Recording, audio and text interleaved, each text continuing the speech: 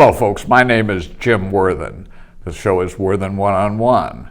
We're here on Channel 17, Cox Cable in Santa Barbara, weekly at 2 o'clock, Monday through Friday, and Friday at 7 o'clock in the evening.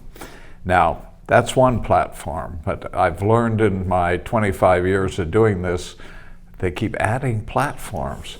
You can go to TV Santa Barbara website, and you can go over to the on-demand side, and you go all the way to the bottom. I'm the last person they'll think of, and you can play Worthen One. You can go to YouTube, put in Worthen One, and I think they have a limit that they roll off, but there's at least 10 shows there. And so if you're talking to somebody, you say, gee, that was a great show. Like I tell people about the COVID show with Greg Gangrew, very educational, great human history story. Tell people to go to either one of those websites and they can experience what we did when we did it live. I always tell the bad joke, so forgive me. I say that my granddaughter said, well, Dad, you're up on the internet. You know you'll be there forever? And I said, oh, yeah, what's wrong with that? She said, well, 200 years from now, your great-great-great-granddaughter will be just as embarrassed as I am. So she claims she didn't say that. And you know my humor, I make a lot of things up. My show today is with a lady I've just met in the last, I probably met her 2 or 3 months ago, but got to know in the last couple of weeks. And I got to know her because of what some of us felt were abuses by the City College Board of Directors, where she's been a member for 11 years, but just recently the majority, led by a ultra-leftist from Isla Vista, has been censoring and what do they call it, canceling her, even though she, as I say, has a long history in education. For her age, she has a very long history in education. But as you know, we always try and start out here with getting to know the person. Victoria, where were you born? Veronica, yes. Veronica, I said Victoria. That's okay. You know, I have a very good friend named Victoria. Redo. No, we can't. And she is wonderful. So Victoria, Veronica, yes. Veronica, I was born here in California, in Northern California, in a small unincorporated area of Redwood City. And so many people know it as the Fair Oaks community. And it's a place that I have very many wonderful memories. If I can think of a little triangle, we had our elementary school, we had our church, and we had our library. It's amazing. Our world is so small. My aunt and uncle lived in Redwood City. Oh, no way. When I grew up in Hayward, across the bay in San Francisco, younger, my uncle had the biggest music studio and training in the peninsula. He one time had 400 students that he trained. I remember we had to go to the recitals.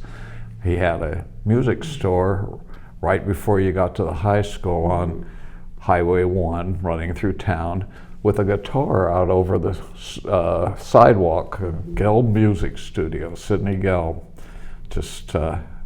We all have ties to things that others have done. So how long were you in Redwood City? I grew up there, I was born there, and we ended up moving, in fact, to the East Bay, Union City, Fremont, Hayward, so I'm very familiar also with Alameda County, and that's where my family of 7 children, my parents bought a condo in the peninsula out there. So we left Redwood City, moved over to the East Bay. And to Fremont? Union City. Union City, okay. Mm-hmm, yeah, and so we grew up there, went to James Logan High School, Mighty Colts, and as we got older, one by one, we started coming to Santa Barbara. So of the 7... Who came first? My oldest sister. She came first, Gaucho, then my brother came, And then I was the third, and I actually was going to go to a state school in the Bay Area, but I got to visit this beautiful town, and I thought I want to go to Santa Barbara as well. And actually moved here to attend City College. So when we talk about full circle, who would have known? You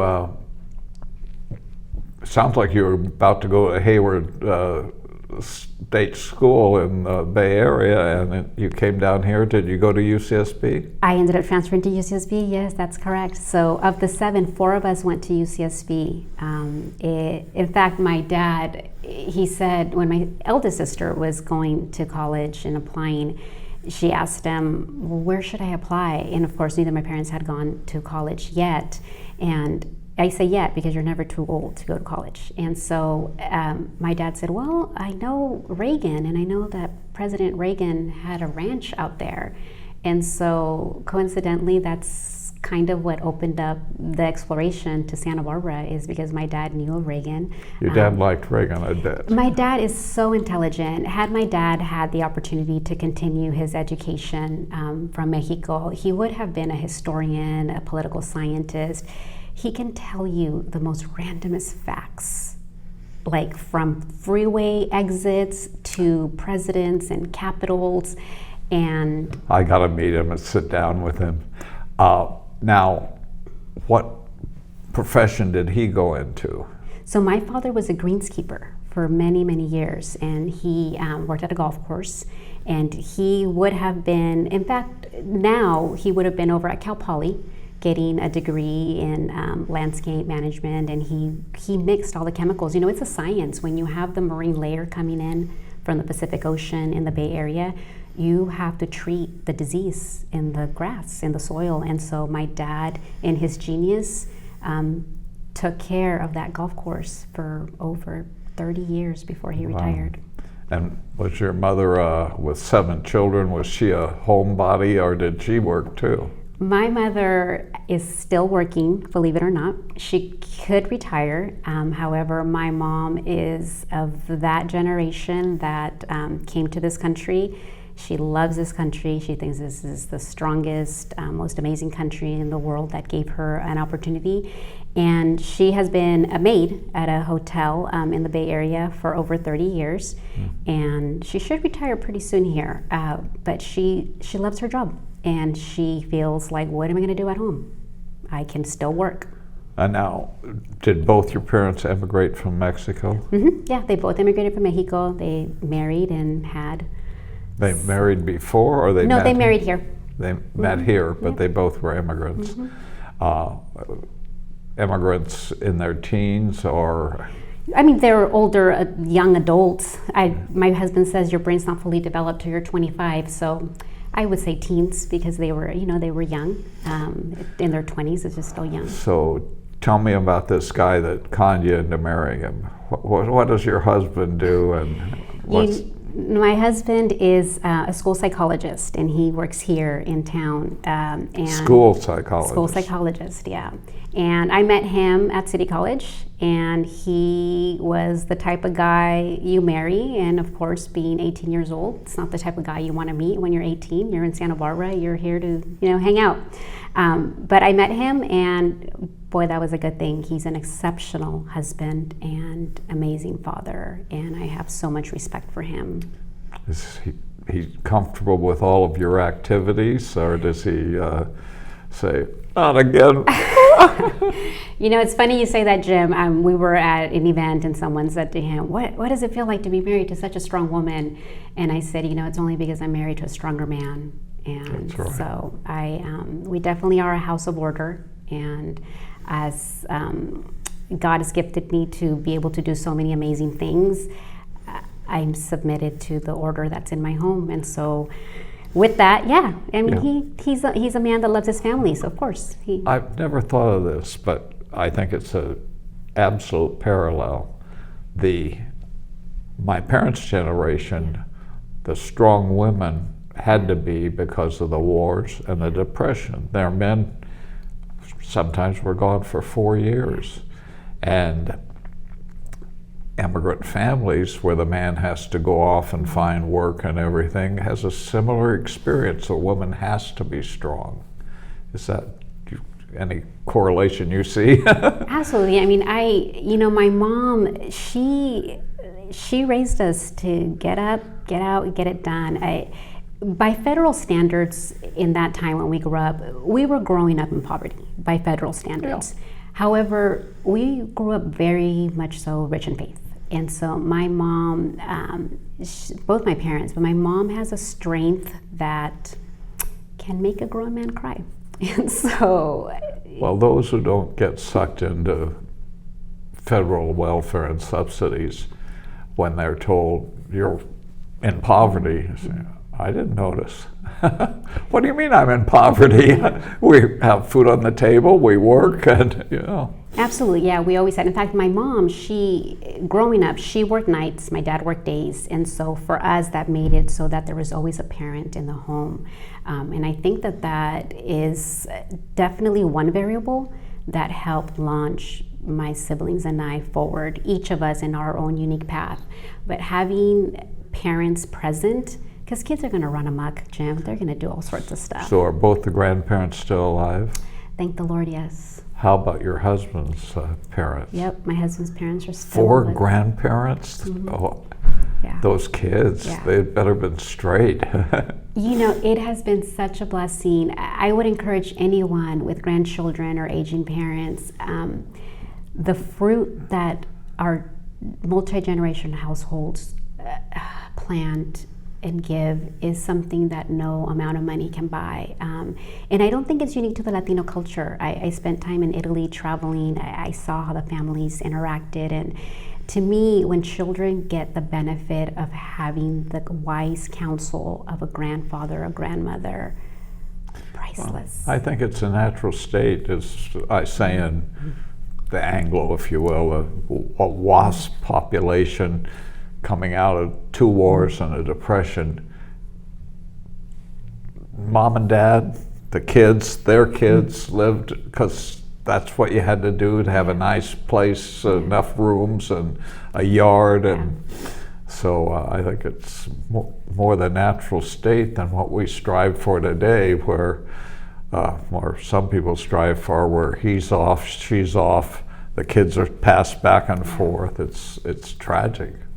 Yeah, I mean, there's something to be said. I worked in schools for many years, and one variable that's common when you take out socioeconomic status is the unit that child is surrounded with. And it doesn't have to be a both parent household. It could be the grandma, the aunt, the uncle, right?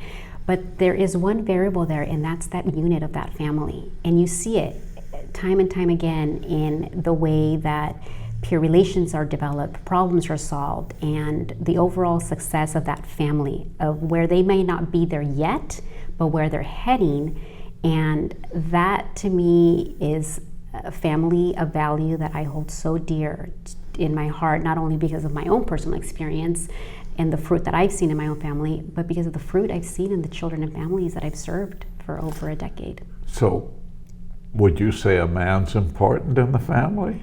Absolutely, absolutely. There, like I said, whether it's that grandfather or that father, men have a certain presence. And in my daughter and I, we have this conversation because I've raised her and she's strong and she's able to do many things.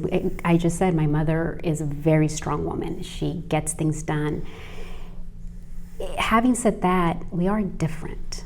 And I tell my daughter, it's not to say that you can't do the things your brother can't do. And my mother-in-law compares the way my father-in-law talks to my son and my daughter. And I said, look at Grandpa. He's raising a man. Look at the way he's talking to your brother. So we've got you back here going to UCSB. Have you met your husband yet? Yes, we met him at City College. And You went to City College first. Mm-hmm. So did I. Yeah. Great. Yeah. Yeah. We transferred from City College. Both my husband he got into UCLA, UC Berkeley, UC San Diego, and kind of had his pick. And I just wanted to go to Santa Barbara. And so he's like, come to San Diego. And I'm like, I already left. So you didn't have gigantic student loans to pay off if you go to City College and transfer? Yeah, so I worked full time. So when I was at City College, I actually worked in the student services building, and I was a student worker. I actually ended up going up to Sacramento with the board with Joan Livingston and Joe Dobbs and those guys and Luis Villegas. So when I got on the board at City College, it was a very surreal. If someone had said to me when I got to City College as a first-time student, you're going to end up being on the board at City College, I would have said. How many years between you leaving City College to go to UCSB and you getting elected to the board? So I arrived at Santa Barbara City College in '97. I transferred in 2 years, so in '99, and then I went to UCSB. So 2001 is when I graduated from UCSB, and then in 2012, I end up on the City College Board of Trustees. Less than 15 years, you went from student to board member, chairman. So, what did you major in?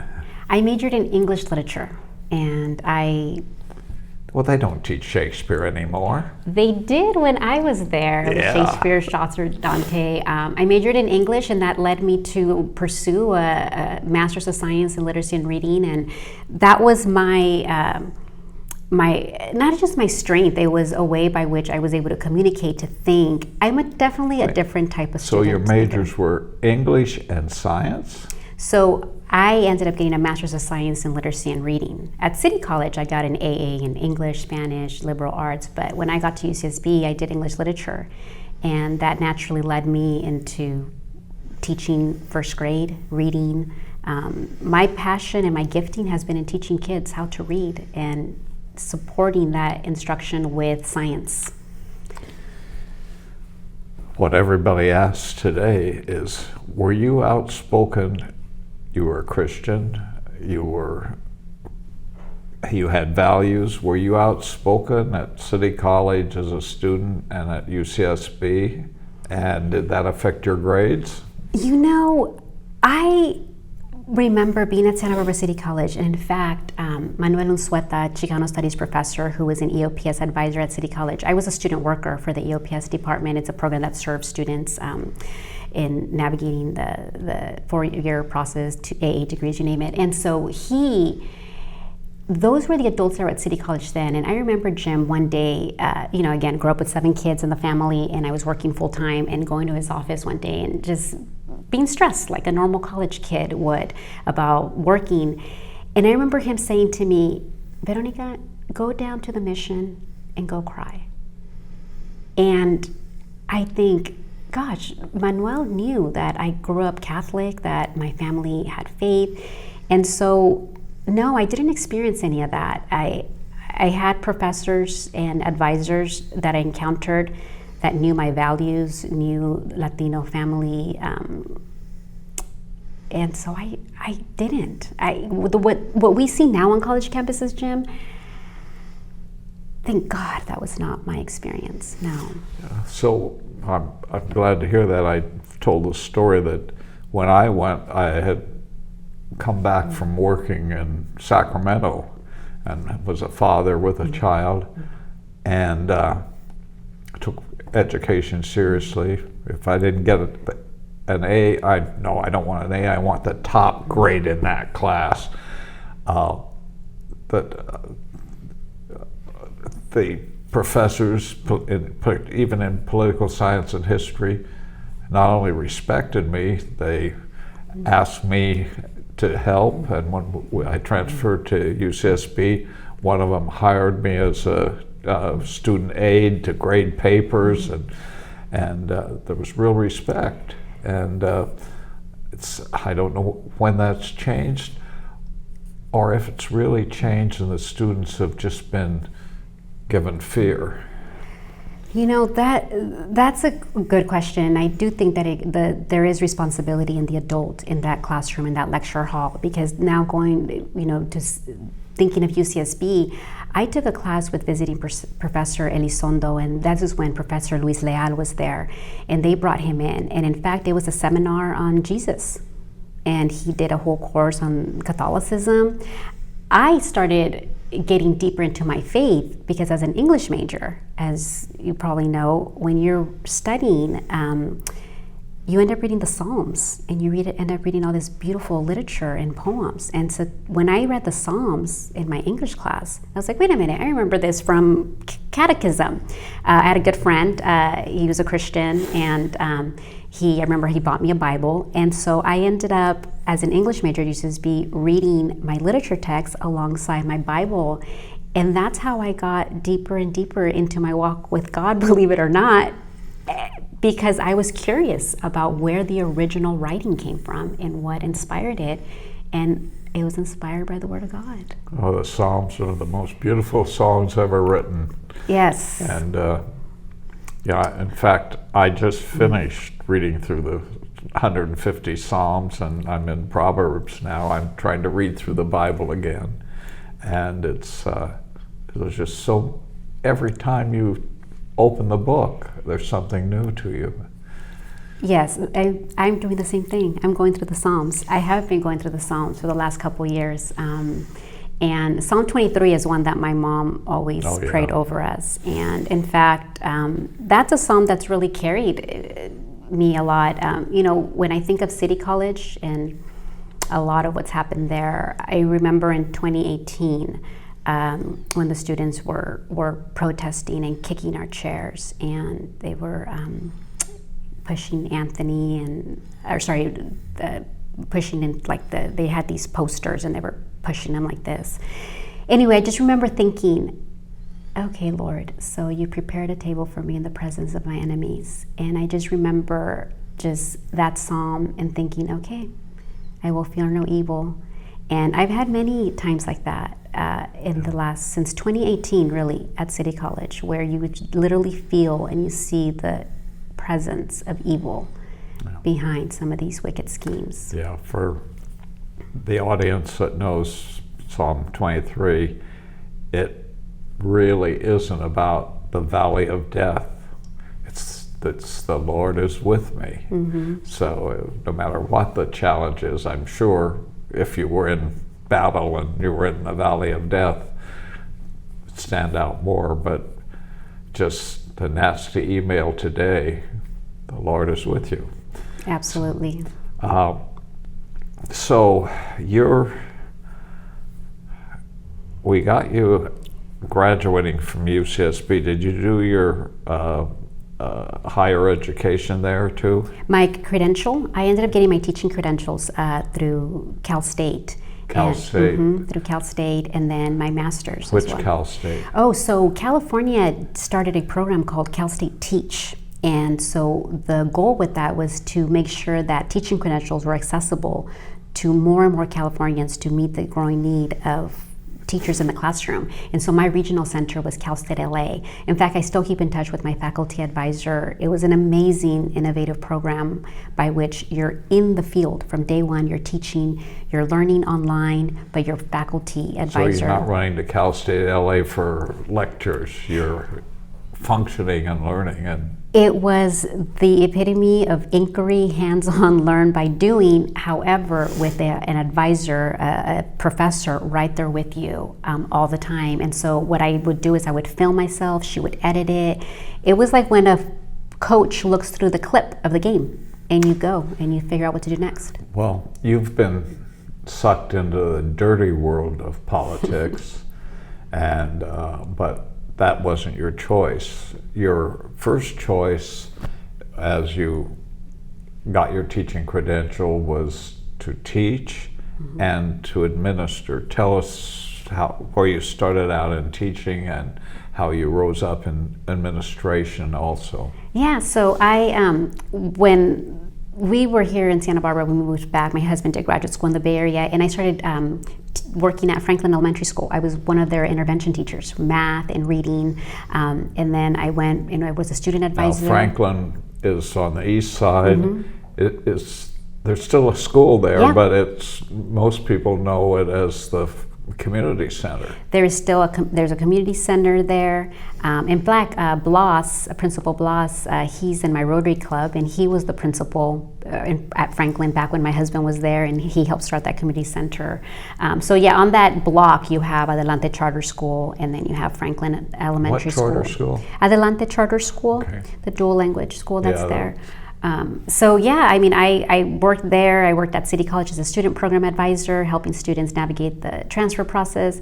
And then I ended up student teaching at Franklin, and I got my teaching credential, and I was working at McKinley Elementary School.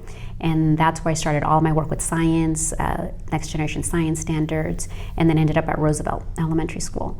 So I taught a total of 10 years, kindergarten and first grade. Now, you ended up in Carpinteria. Yes.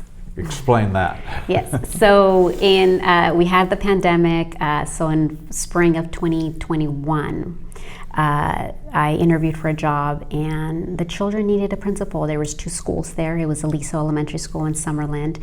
My mentor at the time, Dr. Onzoni, former principal at Roosevelt, and she's always encouraged me, go. And so I felt I was physically healthy. I was strong. I was able to go do this. And so I left my tenure to go become the principal at Aliso and Summerlin School. Summerlin was a smaller school site, and it was being renovated, and they were housed in Carpinteria during that year, and then Aliso always had been there. Sounds like you looked for your safety not in tenure, but in your guide, your faith. Oh, absolutely. Especially coming out of the heels of all of this stuff with the pandemic, if the children need an instructional leader, if they need someone present, the staff, I'm going to go. So yes, I don't wake up and say, oh gosh, I don't want to do this. I grew up rich in faith, and if I feel like this is where, after careful consideration, prayer, we're being led, I'm going to go and get in the river. This is terrifying for me because it's the first interview I've had that wasn't on health where the pandemic is a thing of the past. It's part of our history. Yeah. It's not all the vaccines and masks and everything. You're talking about living and working and helping the children during the pandemic.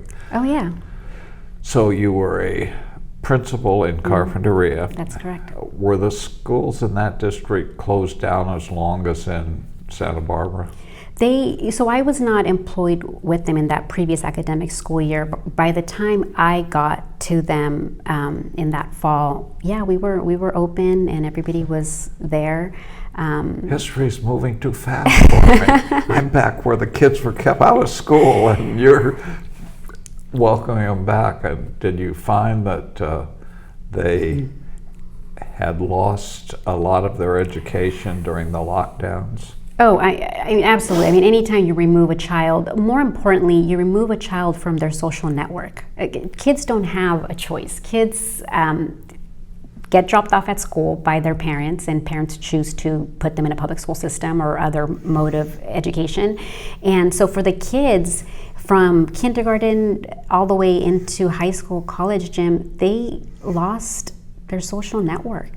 When you lose that, the rest can't really hold it together. As an educator, are masks, does that damage the child's education or help it? I can tell you that as a reading specialist, we want to ensure that children are phonemically aware, and what basically that means is we want to make sure that they're able to hear the spoken sound speech, without getting into too much detail.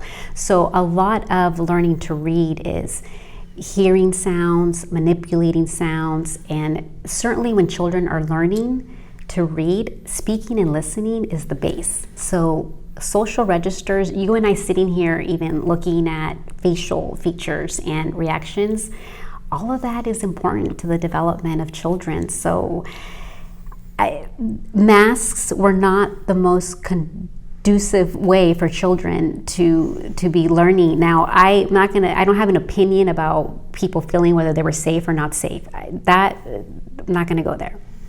Do I think that learning in a mask was good for kids? No. There's no way. The kids had to be able to audibly communicate, especially children that are learning English.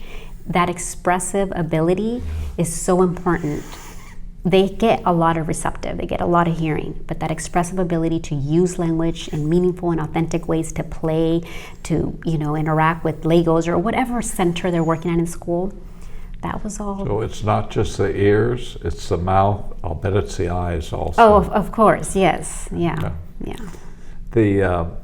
I have friends, when they see somebody with a mask, they want to say something nasty, and I said, maybe I'm thinking subconsciously of some scriptures, but I said, don't judge. Maybe that person has emphysema. Maybe she's wearing it because of the flu. Don't think that she's a crazy COVID person.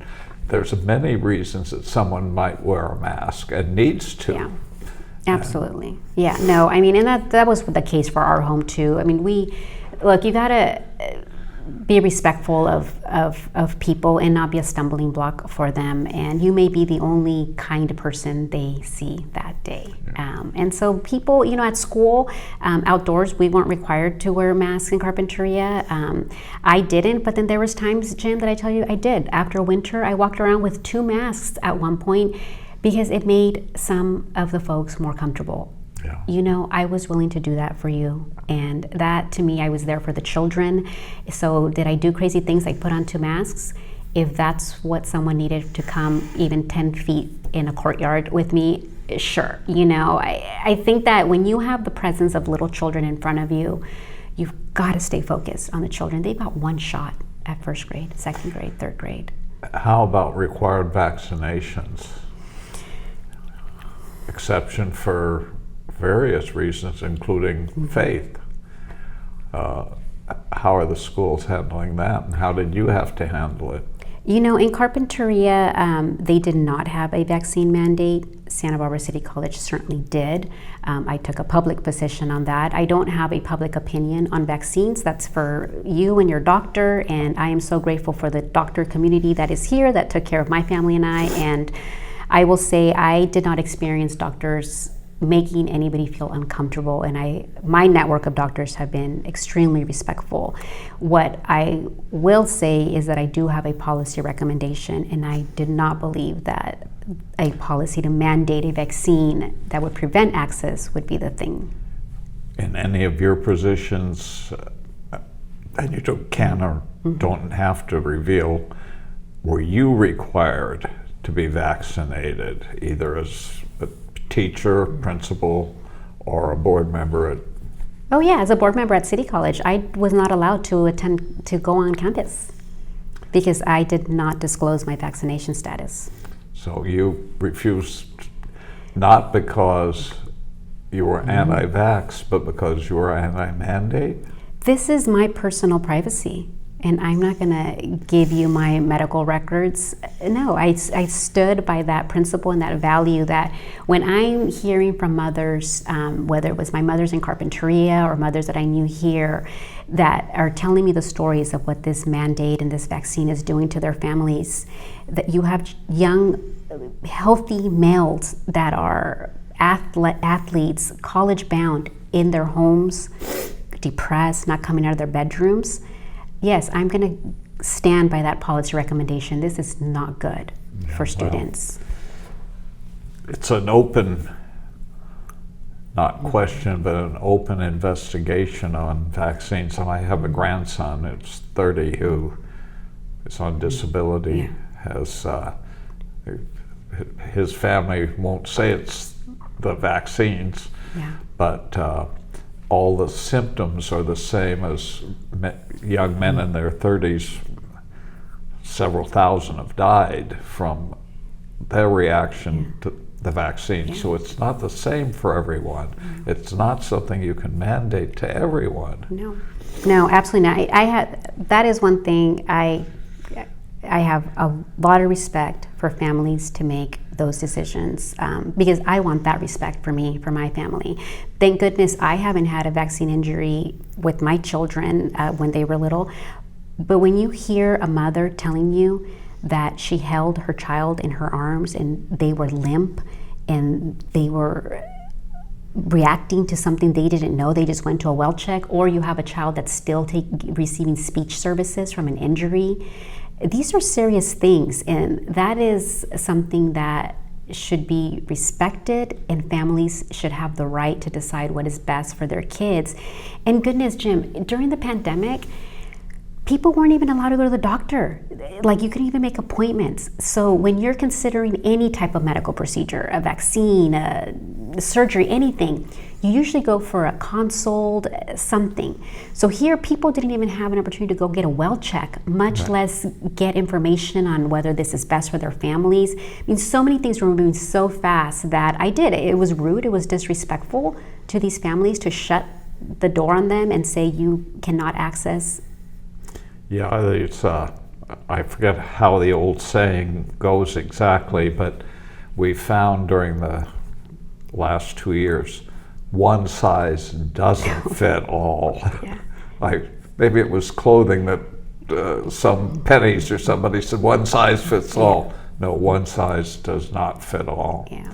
No, it brought a lot of heartache. And having said that, I got to meet so many beautiful people during such a dark, terrible time, of beautiful people that emailed me, people that came together and really found something in common, and they found that they empathized with one another, that they were able to find someone that said, I understand you. And if at one point we can't look at our neighbors or someone emailing and say, yeah, I get you, I understand you. It was such a confusing time because good people with good motives would end up jogging with a mask on, skateboarding with a mask, bicycling with masks, the surfboard with masks. Just nonsensical if you could step back and think about it. But it was what they were told to do. How far back, in your experience, now that the pandemic is history, the lockdown is history, how far back did particularly the younger students from elementary, really from third grade down, how far back did their education get retarded? So there's different parallel tracks. So within the context where you had children that were exclusively at home and mom and dad were still in the workforce and they were being cared for by a caregiver, compared to a family that perhaps had someone that they were able to hire in to teach the kids, or a family that was able to provide enrichment after Zoom school by way the zoo started a great program, or you were in a home school pod. Those different tracks of kids, they were accelerating or not given the same opportunities as other kids. So when kids entered the school system, they were everywhere. And that is both in their emotional intelligence, academically. We just saw an article that I believe the Daily Wire published it, where they're seeing that our college kids are in the 9th grade level when it comes to math. So this really affected even our high school kids. There's just no way you're getting the same level of instruction from the lockdowns and the Zoom. What hurt the most was certainly our young children who needed reading in the 1st grade. Are you still teaching in public schools? So what I'm doing now is, so I started my own business, and I had started my own business. When I was teaching, I joined the consulting team for our science. So I train teachers, I help teachers develop their capacity to better integrate literacy with science. I work with school districts. This isn't for profit, is it? This is what I do as my own business. This is what for profit, right? Yes, yes, absolutely. What a motivation! This is America, and. It was really out of a desire to help families. It started with families asking if I could help them with their kids with reading. And I thought, yeah, I could do this. And I thought it was crazy. Like, okay, Lord, really? I'm going to start a business in the middle of a pandemic. And I did, and I'm having a lot of fun. In the middle of a pandemic, where I first heard of you, I don't think we had met, was when Fair Education was had an idea of teaching the kids who were locked out in, I guess the term is pod? Yes. Now, what was your involvement in that? Yes, so a friend introduced me to one of the Fair Ed members, and a great Not group. James Fentner. Yes, and just a great group of folks that had a heart and a vision to help kids learn to read. And so, of course, I said, "Oh, you got to talk to my friend Veronica." And so I started a pod for them, and I put in place, it was a group of children where English wasn't their primary language, and we focused on science, on literacy, on language, on outdoor fun, and we had a blast. The kids naturally accelerated, they did Now, well. were they of like all of one grade, or was it like the old country school where you might have a first grader and a seventh grader? One room schoolhouse, yeah. So this was within the 5 to 7 year old grade span. So these were young elementary school children, and they're recruiting a good friend of mine to join and teach the pod. And it was great. We did our Zoom school. We had to do our Zoom school, and then in the afternoons, I would go to backyards and I would do the pod, and then I would tutor another student in his backyard. And my husband would be like, "It's getting dark. Are you coming home for dinner?" And I said, "Oh, well, the mom's still cooking. She says we can still keep going." And that's what I did. I worked. Well, Zoom, tablets are tools, but are they good or best to educate? Kids need, at the earliest stages, there's a place for technology by way of bringing some content that perhaps could not be accessible. For example, there's webcams when you're studying life science, and the kids can zoom in to eagles or different things like that. When they are little, they really benefit from a multisensory experience, meaning they're touching things, they're looking at them, they're hearing, they're learning by doing. The technology, when you're learning to read, text is not stable. So when you get a book in a child's hand, you're learning what we call concepts about print, which is the directionality, that left to right, to turn the page, to sweep after a sentence. When you have a digital text, it's hyperlinked, and so there's all sorts of stuff. There's a place and a time for that, and a skillful teacher knows how to integrate that technology in the classroom. Would I say to parents, that's your go-to when kids are learning to read? No. So would you suggest, I've had a couple of guests that have said the pads shouldn't be in elementary school.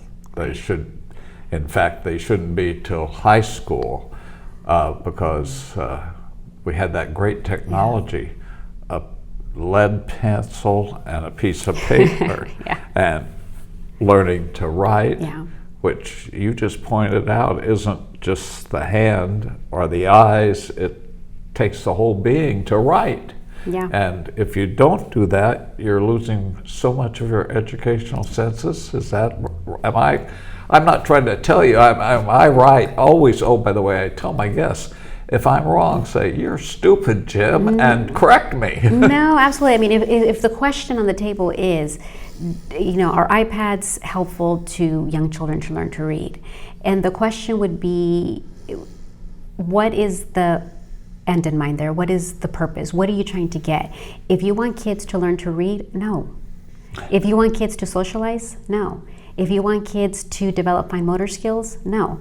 Now, if you want kids to perhaps take a little assessment that's going to help you, so that you don't have to pull them off for half an hour, sure, and the kids do little assessments on the iPad.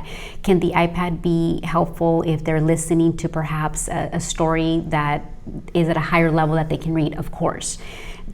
I would say that the iPad is most useful when it's used with an adult, with grandfather, their mother, somebody together, so that you are either watching the video together, you're pausing, you're laughing, you're talking, you're interacting. So it's still a two-way conversation.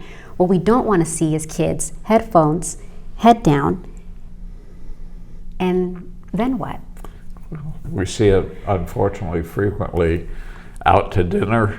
The three girls with and their parents are trying to talk, and it's. I, in business, have a principle. The technology, emails, texts, are not communication. They are a way to get a source of information Veronica, I will see you Tuesday at 2 o'clock. Yeah.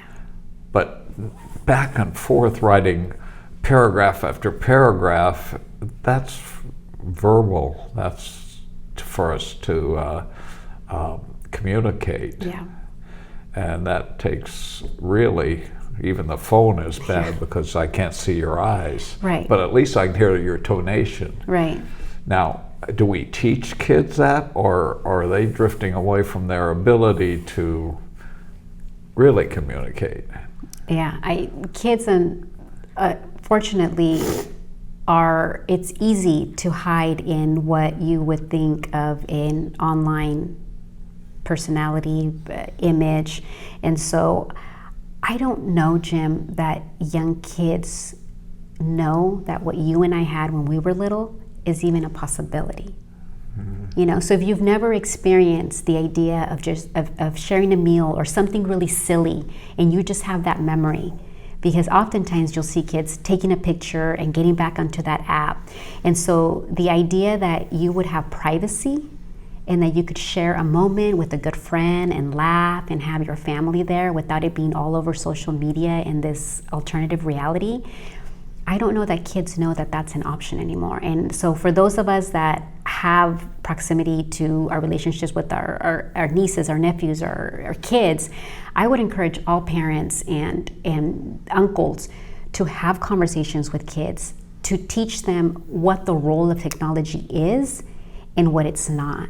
Because when we are letting kids just go on technology because it's convenient for the adult, you mentioned dinner or whatnot, and hey, this is no judgment on parents, there's a lot of things going on. However, there are going to be dire consequences if we don't get a hold of this. What should be an educator's attitude regarding the kids now from first and second grade to college having their phone with them in class? Yeah. Now, it's been very valuable when there's been a crisis, you know, active shooter or something, you know, a child with a phone has been helpful. But other than that, which we always forget, these tragedies are 1/10 of 1/100th of 1,000% of our activity. It's their aberration. Yeah. So what do you tell the kids? Leave your phone in the box over here, or what? You know, it depends on what the role that phone is playing in that time. You know, in high school or classes where they use technology and the teachers are sending assignments to the kids, you know, again, there's a role to that. I think the bigger question here for us is, are the kids developing behaviors that are not healthy and perhaps replacing a conversation? Now, you go through adolescence, and especially junior high, kids are aware of other kids and insecurities, all sorts of things in the rate of development. Are we allowing our kids to avoid a face-to-face conversation because we're saying, you know what, you're on your phone and it's okay, you know, keep that phone? So I think it serves a purpose in the case you described, where I want my kid to have their phone if there's an emergency and you want to get a hold of them, or hey, I'm going to pick you up from this game, or we're going to go to the doctor or whatnot. But if that child's developed a habit, and we can tell this, if we spend enough time with kids, you can pick up on their behaviors and you can identify what they're doing with that device. Now, as a parent, if I'm paying for that device, I mean, one thing in my family, I'm going to put my money where my value is.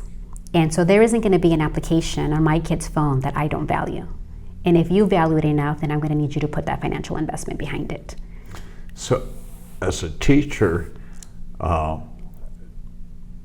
you have the duty and right to say, don't use your phone in class except in an emergency.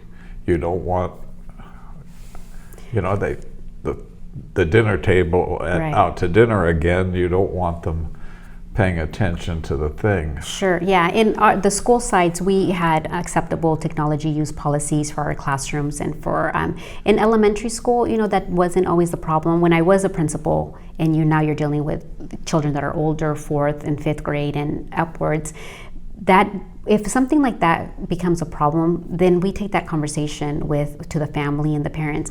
9 times out of 10, parents take care of that with the kids if they see how this is causing a behavior that is not going to yield a positive outcome.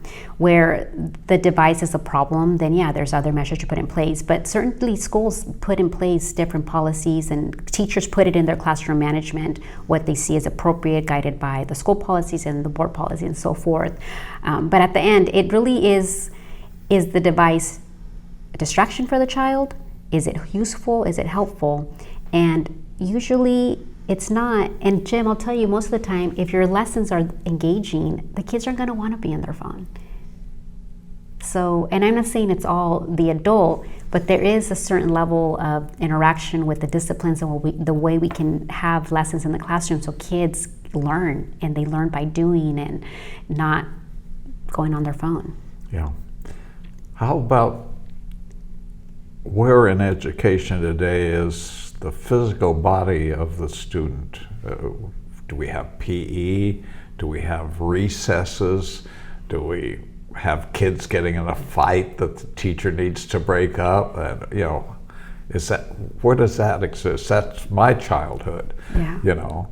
I'll meet you after class. Boom. Yeah, I mean, the schoolhouse, certainly after the pandemic, and I mentioned, when you take away that social network for kids, schools experience a heightened prevalence of altercations.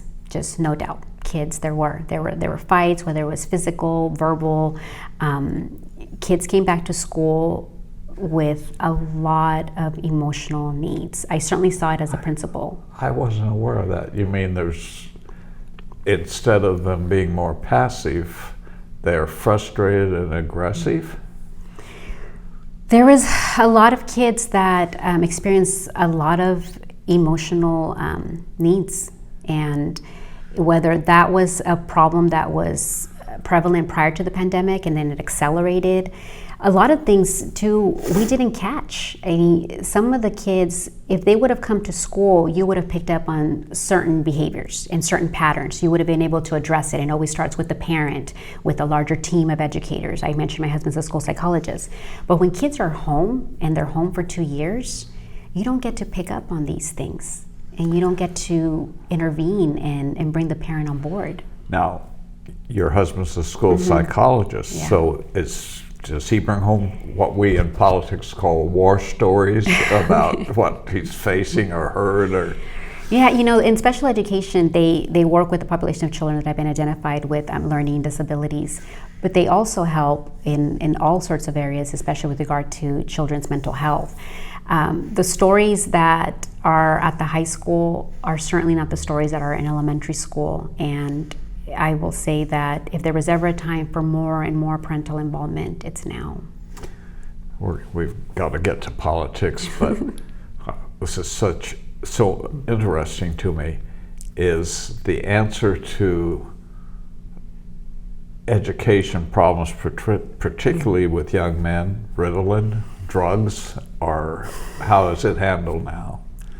Certainly there is the option to medicate. I mean, that's always something that is on the table. There are other therapies that support children. But Jim, I think that a teacher, a practitioner, and I know many of them, these are teachers of students that know how to look at a child and make observations based on development. You can pick up on some of these things, and I've worked with a number of families that with the proper treatment, and it's not always drugs, that child is able to function in a self-contained classroom in an inclusive environment with the rest of their peers. And so I guess it goes back to our original point of that unit of the family, of the boys having, their role models are their parents. And you don't always have to drug kids, but of course there is a time where the doctor, that is the remedy, and they need it.